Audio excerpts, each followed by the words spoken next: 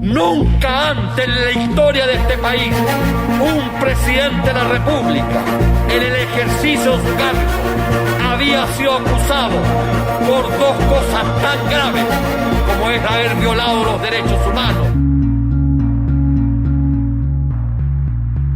O Chile passa por um turbilhão político desde o ano passado, que culminou com a aprovação do pedido de impeachment contra o presidente Sebastián Piñera na Câmara dos Deputados. Resultado da votação.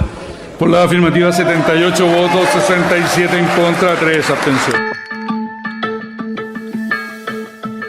O mandatário do país é acusado de ter cometido possíveis irregularidades ao vender uma empresa de mineração. O caso foi revelado pelo conjunto de reportagens chamado Pandora Papers, o mesmo que mostrou os investimentos de Paulo Guedes em paraísos fiscais. Oposição e até aliados governistas subiram o tom das críticas contra Paulo Guedes, que teria lucrado mais de 14 milhões de reais com a offshore desde que assumiu o cargo no governo. O negócio ocorreu em 2010, quando Piñera estava em seu primeiro mandato como presidente. A Procuradoria do Chile abriu uma investigação sobre a possibilidade de ter havido pagamento de propina e violações de regras de impostos na venda. Com o escândalo, os parlamentares conseguiram reunir os 78 votos necessários para que a acusação avance ao Senado. Aprovada. En consecuencia, corresponde elegir la comisión de 3 diputados para que formalice la acusación y prosiga al Senado. Essa votação que ocorreu na Câmara dos Deputados teve um momento inusitado. O deputado Jaime Naranjo, da oposição, que foi um dos organizadores do processo de impeachment, leu toda a acusação contra Piñera durante 15 horas, para dar tempo de um outro colega que estava em quarentena chegar ao parlamento para votar pela cassação. ¿Puedo seguir, presidente? Ahora, adelante. Ya, gracias, presidente. Voy a tener que volver acá atrás para retomar la idea. Tengo que retomar la idea, presidente, porque me interrumpen. Antes... ¡Presidente! ¡Cuarta vez que dicen payaso! Pesquisa do Instituto Ipsos, divulgada na última semana, mostrou que 60% dos chilenos se dizem favoráveis ao impeachment do presidente. Para ter um mandato cassado, são necessários que 29 dos 43 senadores votem a favor do impeachment. Mas no Senado existe a possibilidade do processo não passar, porque a aliança governista tem a maioria.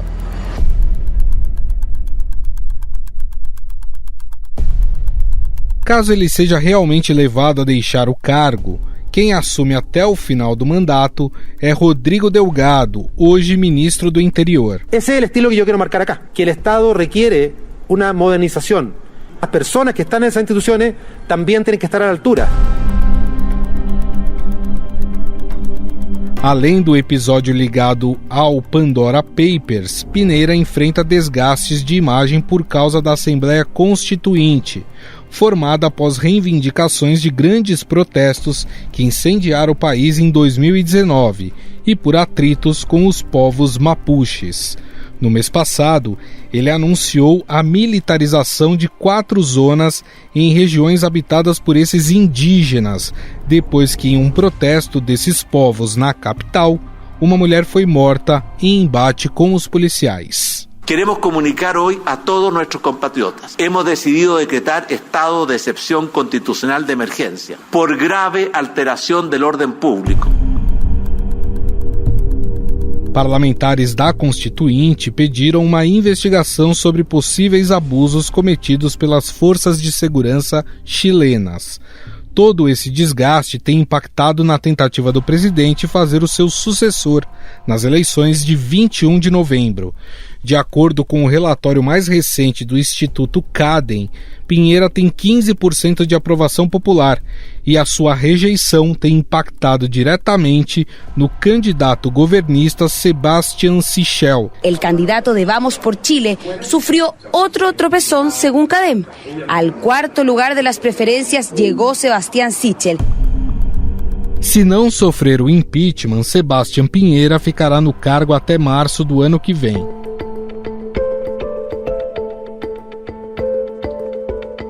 As pesquisas presidenciais mais recentes mostram o advogado de extrema-direita José Antônio Cast, de 55 anos à frente. Conhecido por suas frases elogiosas ao período ditatorial do Chile e a Augusto Pinochet, Cast disputa pela segunda vez a presidência. Claramente fue el pueblo de Chile que se levantó y le solicitó a las Fuerzas Armadas que hicieran un pronunciamiento militar. Y yo eso lo valoro y le doy las gracias por haber dado libertad a nuestra patria, si no estaríamos quizás peor que Cuba y Venezuela.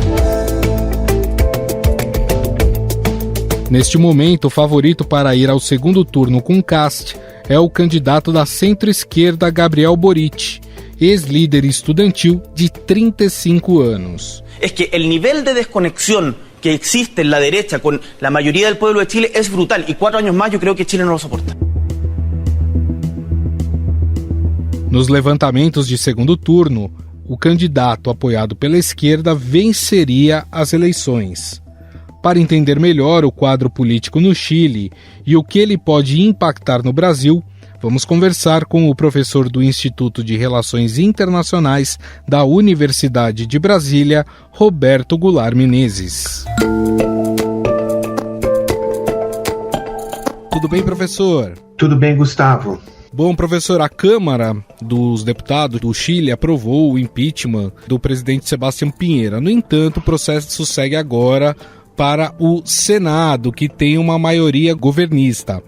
Mesmo com a aprovação popular ao processo de impeachment, né, pesquisas mostram que mais de 60% da população aprova o impeachment do presidente, dá para a gente afirmar que Sebastián Piñera conseguirá se manter no cargo até março? O Senado vai conseguir segurar o presidente? Gustavo, a votação no Senado, como você bem destacou, ela vai ocorrer na próxima terça-feira, no dia 16/11, né? O Chile tem 43 senadores e precisa de aprovação de 2/3, né? No Chile, o impeachment leva o nome de acusação constitucional, né? Eles não usam a expressão, né, em inglês. E, nesse momento, a oposição conta com 24 votos dos 29 necessários. Se tiver novas revelações, se tiver, né, algum outro fato que possa levar a maior afastamento, né, de alguns senadores do governo, dado que o Sebastián Piñera está com uma popularidade muito baixa e a população, como você destacou, está, enfim, apoiando, né, o impedimento do presidente, pode ser, enfim, que haja alguma surpresa, né, alguma reviravolta na terça-feira.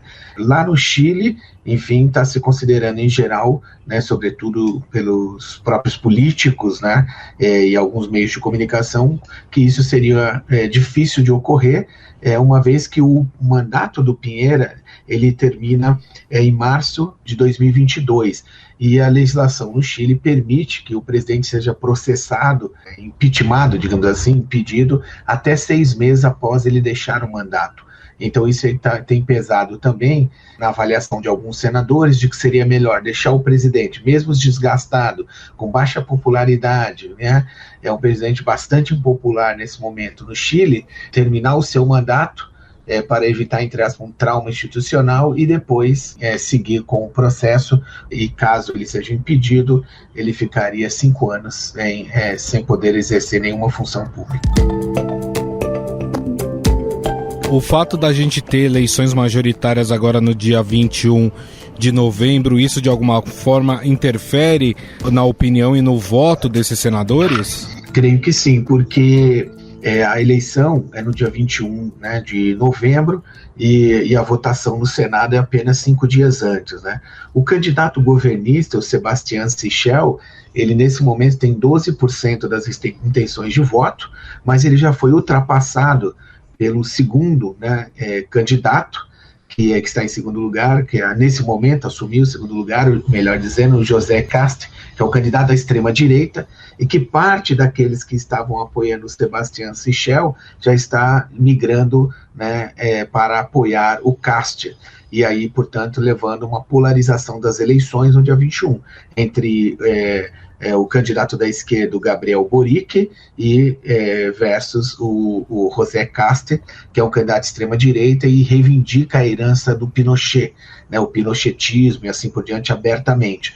Então, certamente, o candidato do governo vai continuar perdendo apoio, e isso, enfim, pode, de alguma forma, influenciar, ou seja, na pressão, né, da população, sobretudo da sociedade organizada no Chile, e os meios de comunicação, uma pressão sobre parte dos senadores para que, enfim, faça, né, enfim, leve adiante o impedimento do presidente. Mas até esse momento, eles estão procurando separar, né, exatamente a direita procura separar o impedimento das eleições, e a esquerda, que conseguiu, né, batalhou na Câmara dos Deputados para levar adiante o impedimento e conseguiu os 78 votos necessários, né, um mínimo, né, para que o pedido de impeachment fosse aceito e caminhasse agora para o Senado.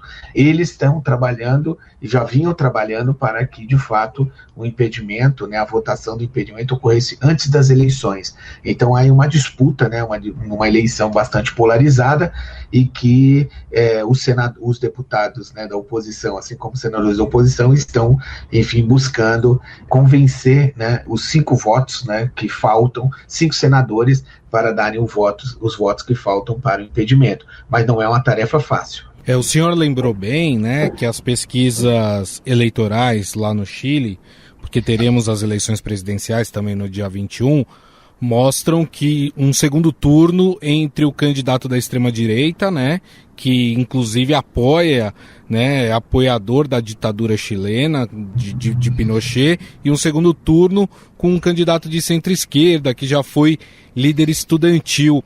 Mas não é muito comum, né, professor, a gente ver esse tipo de polarização no Chile. O Chile geralmente é um polo mais conservador dentro da América do Sul. Não sei se eu estou correto nessa minha afirmação.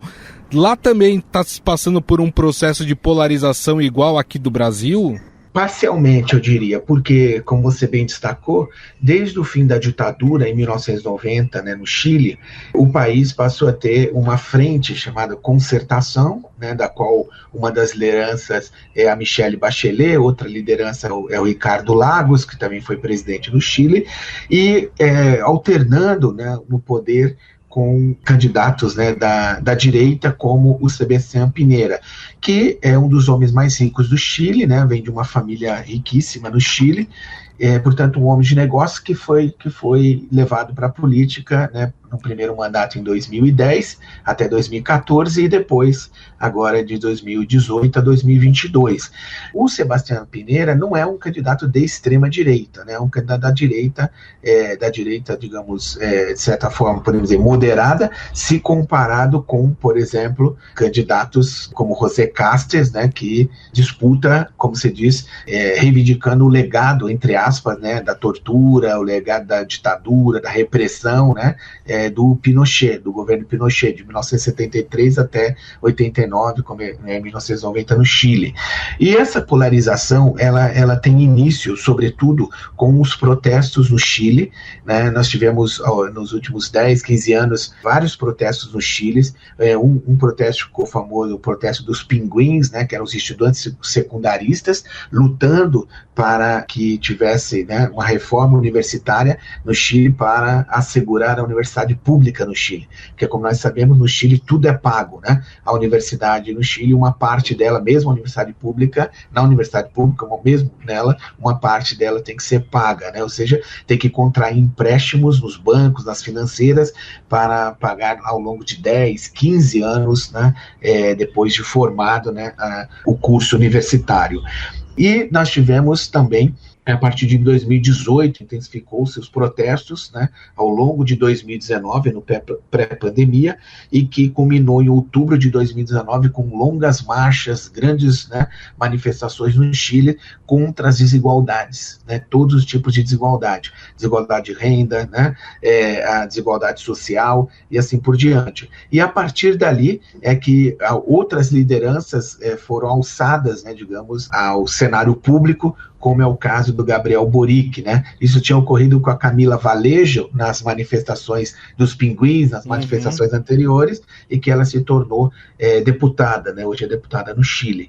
Então, essa polarização é sobretudo uma reação por parte, né, do establishment, do status quo, digamos assim, porque os seus candidatos não têm conseguido atrair, né, o eleitorado, né, desde os protestos de 2019, e porque a população chilena ela quer mudança também, né? A população ela já está indo votar na esteira da Constituinte, né, que o Chile está nesse momento redigindo. O país está redigindo uma nova Constituição exatamente para deixar para trás o Chile pinochetista, a ditadura, a Constituição, né, eu digo a Constituição da ditadura, né? A ditadura já terminou, é claro, em 1990, mas deixar para trás esse passado recente, digamos, esse entulho, né, autoritário chileno. Então, daí que se dá essa reação que a direita, e agora, é claro, e a direita radical tenta atrair o eleitorado, sobretudo a direita radical, exatamente mostrando que todos os ganhos do Chile estão, sobretudo, para as camadas mais abastadas, por conta da nova Constituinte, por conta do crescimento desses movimentos em favor, né, de mais justiça social. Exatamente isso que eu ia perguntar para o senhor, professor, se essa discussão em torno da nova Constituição chilena, se ela ajudou a consolidar esse momento político vivido no Chile, de certa polarização. Primeiro, nós tivemos um plebiscito, né, no Chile, para que a população decidisse, primeiro, se teria a Constituição, aí cerca de 75% votaram sim, e o segundo ponto seria: quem vai redigir a nova Constituição? Os 155 deputados que estão, né, na atual legislatura, ou seriam eleitos 155 novos constituintes, né? Portanto, sem a participação de nenhum dos atuais deputados. E o que venceu foi exatamente uma nova Constituinte. E essa nova Constituinte, portanto, tirou do controle político dos partidos, né, sobretudo dos partidos da direita, a possibilidade deles controlarem, dosarem, né, ser uma espécie de freio para que a nova Constituinte, a nova Constituição do Chile, não saísse muito, né, enfim, do rumo que o Chile tem tem vivido até este momento.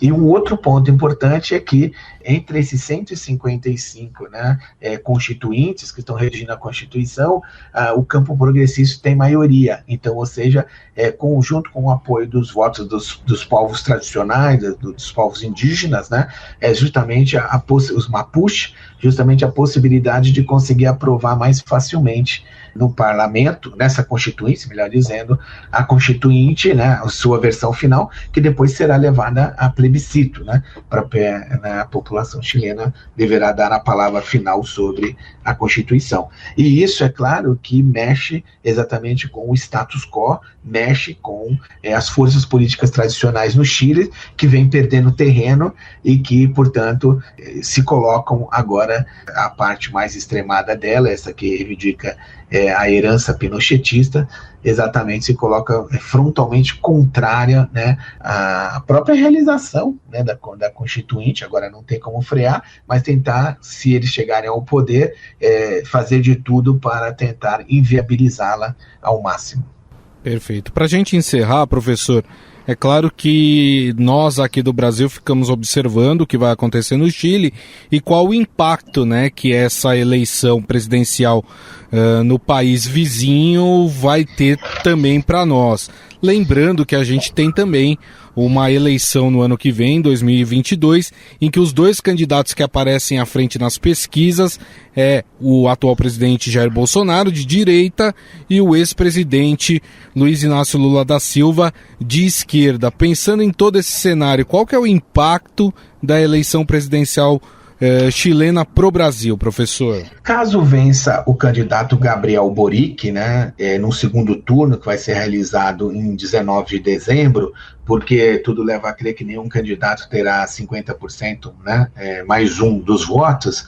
Então a eleição, esse período de 21 de novembro, aí depois sai o resultado, né, esse mês, até o mês que restará até a realização do segundo turno, vai ampliar ainda mais a polarização, né, no Chile, né? É claro que também tem que ver se confirma o José Castro como o segundo colocado, né? Nesse momento ele está 5 pontos percentuais à frente, né, do Sebastián Sichel, o candidato governista, mas ainda, né, precisa ser confirmado se ele vai ao segundo turno. Um segundo turno entre os dois é uma polarização diferente da polarização brasileira, né, porque lá tem um candidato, o José Castro, é um candidato de extrema-direita, com um candidato de esquerda, como você bem colocou, e com o apoio de setores moderados também da sociedade chilena, que quer ver o Chile virar essa página, né? No caso do Brasil, eu não colocaria o Bolsonaro como candidato de direita. Ele é um presidente de extrema direita, né? Uhum. Bolsonaro já elogiou o Pinochet, já elogiou o Alfredo Stroessner, né, ditador do Paraguai. O Bolsonaro reivindica a tortura, reivindica, né, as ações, né, da ditadura que levaram a mortos e desaparecidos no Brasil e assim por diante. Então, é uma figura que, desse ponto de vista, né, do ponto de vista político, tem um nicho dele ali, digamos, que ele procura manter, né, esse eleitorado, que é exatamente uma certa, digamos, que eles são as viúvas da ditadura militar no Brasil, né? E o candidato Lula, ele vem tentando costurar uma frente exatamente porque o Bolsonaro, né, que vai tentar, tudo leva a crer, até esse momento que ele vai tentar reeleição, né? Mas também não está descartada a possibilidade, uma vez que ele tenha uma rejeição muito grande, como ele já está agora com 69%, né, de rejeição, o Bolsonaro podendo se candidatar ao Senado ou mesmo à Câmara dos Deputados, por conta de que ele quer ter a imunidade parlamentar. Então, o Bolsonaro, ele não tem economicamente uma performance boa para apresentar para o eleitorado, ele não tem uma performance boa no gerenciamento da crise na pandemia, o que levou à recuperação de parte da popularidade do Sebastián Pinera, né, porque avançou a vacinação no Chile, mas que agora, com o caso do Pandora Papers, né, que ele está, digamos, nas cordas novamente. E, portanto, no Brasil, eu creio que o reflexo que pode ter a vitória, se for a vitória do candidato Gabriel Boric, e se confirmar a vitória do candidato Lula no Brasil, ou um candidato mais do campo progressista, eu creio que as relações serão mais ou menos entre quando o Lula estava no poder e a Michelle Bachelet estava no poder no Chile, né? Mesmo com a Dilma Rousseff no Brasil e o Sebastián Pinera, o Brasil e o Chile tinham ótimas relações. A questão é quando aparecem esses candidatos de extrema direita, né? Uhum. Então aí é onde a situação tende a caminhar para hostilidade ou caminhar para algum tipo de atrito, né? Mas creio que no Brasil, né, caso o Lula vença no Brasil, ou um candidato progressista, e for o candidato Boric no Chile, as relações estarão boas, mas se for o Lula no Brasil e o candidato da extrema-direita, aí terá atritos, né? E eu creio que é a mesma coisa entre caso o Bolsonaro e o Boric no Chile.